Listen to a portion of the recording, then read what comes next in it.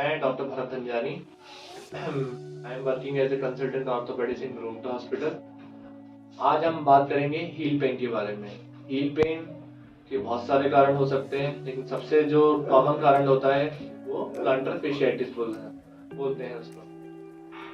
Plantar fascia क्या होता है? प्लांटर फेशिया एक बैंड जैसा स्ट्रक्चर होता है जो पैर की सोल के या तलवे में एक बैंड जैसा स्ट्रक्चर होता है जो पैर को बांधे रखने का काम करता है। वो एड़ी से लेकर पंजे की जो उंगलियां होती है वहां तक एक्सटेंड करता है। इसका क्या रोल है? ये एक तरह का शॉक एब्जॉर्बर की तरह काम करता है और हमारे जो फुट की जो शेप जो आर्च है उसको मेंटेन करने में हेल्प करता है। प्लांटर फेशियाइटिस क्या होता है? इसी जो फेशिया हमने बताया जो बैंड जैसा स्ट्रक्चर है उसका इन्फ्लामेशन, उसमें अगर सूजन आ जाती है उसको हम प्लांटर फेशियाइटिस बोलते हैं, जो हील पेन का सबसे कॉमन कारण है। ये फीमेल्स में ज़्यादा होता है। इसमें क्या सिम्टम्स होते हैं? एक तो दर्द हो सकता है। दर्द सबसे जब हम फर्स्ट स्टेप रखते हैं, जैसे हम सुबह मॉर्निंग में सो के उठते हैं, तब जब हम फर्स्ट स्टेप रखते हैं तब वो पेन ज़्यादा होता है। या रेस्ट के बाद जब हम दोबारा से चलते हैं तो वो पेन ज़्यादा होता है। जैसे जैसे पेशेंट थोड़े बहुत स्टेप्स अपना काम करना शुरू करते हैं तो वो दर्द धीरे धीरे कम होता जाता है। इसमें पैरों में भारीपन लग सकता है।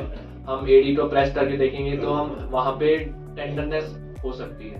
इसके क्या रिस्क फैक्टर है? किन लोगों में ये चीज़ ज़्यादा हो सकती है? जैसे ओबीज पेशेंट, जो मोटे लोग होते हैं, उसमें ये प्रॉब्लम ज़्यादा हो सकती है। लॉन्ग डिस्टेंस रनर जो एथलीट्स होते हैं उसमें ये प्रॉब्लम ज़्यादा हो सकती है। डायबिटिक पेशेंट्स में ये प्रॉब्लम ज़्यादा हो सकती है। या जो ऐसी एक्टिविटी जो जंपिंग एक्टिविटीज, जहाँ जो स्पोर्ट्स होते हैं, जो जंपिंग स्पोर्ट्स, उस चीज में भी ये ज्यादा हो सकती है। और लास्ट जो जिनकी काफ मसल, जो पिंडलियों की मांसपेशियां वो जो टाइट होती है, उसमें ये चीज ज्यादा हो सकती है। और एक और इम्पोर्टेंट, जिनका पैर फ्लैट होता है, फ्लैट फुट जिनको होता है, उसमें भी ये चीज प्लांटर फेशियाइटिस बहुत कॉमनली पाया जाता है।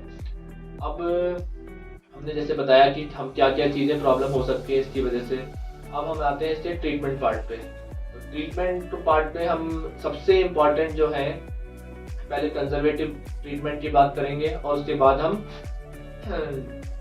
सर्जिकल या इंटरवेंशन के बारे में बात करेंगे। फर्स्ट कंजर्वेटिव में हम सबसे इम्पोर्टेंट जो होता है वो शू मॉडिफिकेशन को बोला जाता है। शू ऐसा होना चाहिए जो उसका जो हील जो कुशन है वो प्रॉपर होना चाहिए। हम सॉफ्ट वाले शूज एडवाइस करते हैं, थोड़ा सा जो इसमें हील कप या हील कुशन हो, या जैसे हम स्पोर्ट शूज में जो बेटर सॉफ्ट इनका कुशन होता है वो हम एडवाइस करते हैं। या हम इंसोल्स भी आते हैं जो बेटर हील सपोर्ट के साथ आते हैं, वो भी एडवाइस कर सकते हैं। नंगे पैर हम पेशेंट को चलने से मना करते हैं। दूसरा पार्ट हम इसका है फिजियोथेरेपी। हम फिजियोथेरेपी में हम कुछ पर्टिकुलर एक्सरसाइज इसमें होती है जो हम पेशेंट को एडवाइस करते हैं, जो 10 मिनट से 15 मिनट के लिए दिन में 3 से 4 बार वो करना चाहिए। सबसे पहले जैसे हम काफ स्ट्रेच एक्सरसाइज बताते हैं, जो 2 तरह की होती हैं, स्टैटिक एंड डायनेमिक।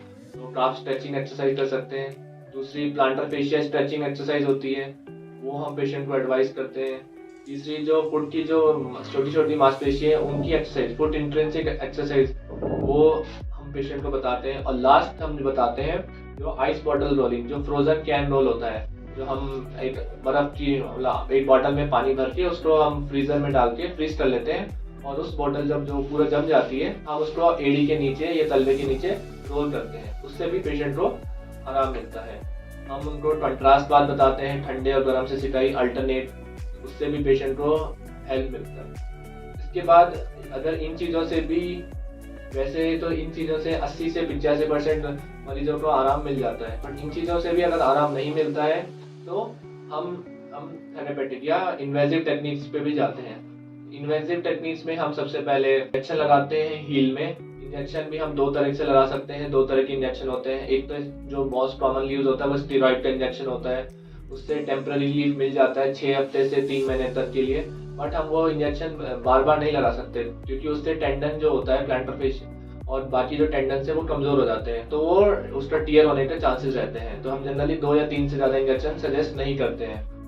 दूसरी चीज़, हम प्लेटलेट रिच प्लाज्मा पीआरपी का इंजेक्शन लगाते हैं। हम पेशेंट का ही ब्लड लेते हैं, उसमें उसको सेंट्रीफ्यूज, एक मशीन होती है सेंट्रीफ्यूगेशन मशीन, हम उसको सेंट्रीफ्यूज करते हैं और उसमें से प्लेटलेट्स अलग कर लेते हैं, जिसके जो ग्रोथ फैक्टर्स होते हैं, जो हम उसको पेशेंट के एडी में इंजेक्ट कर देते हैं, उससे भी बेटर रिजल्ट्स मिलते हैं। हम फिजियोथेरेपी में हम बात कर रहे थे तो हम मशीन से सिकाई भी बता सकते हैं, जैसे अल्ट्रासोनिक थेरेपी है, एक extra corporeal shock wave therapy, वो भी हम पेशेंट को बताते हैं। तो ये चीज़ें और पेशेंट को हेल्प करती हैं। इन चीज़ों से 90% पेशेंट्स में आराम मिल जाता है, लेकिन ये ट्रीटमेंट थोड़ा सा लंबा होता है, 3 महीने से किसी को 6 महीने तक भी ये सिम्टम्स रहते हैं। और इन केस 6 महीने के बाद भी अगर पेशेंट्स नहीं आराम मिलता है तो हम फिर सर्जिकल इंटरवेंशन की तरफ जाते हैं। इसमें सर्जिकल इंटरवेंशन बेसिकली 2 तरह से हम प्लांटर फेशिया को रिलीज कर सकते हैं, दूसरा या जो हमारी जो काफ मसल जो टाइट है वो हम उसको रिलीज कर सकते हैं।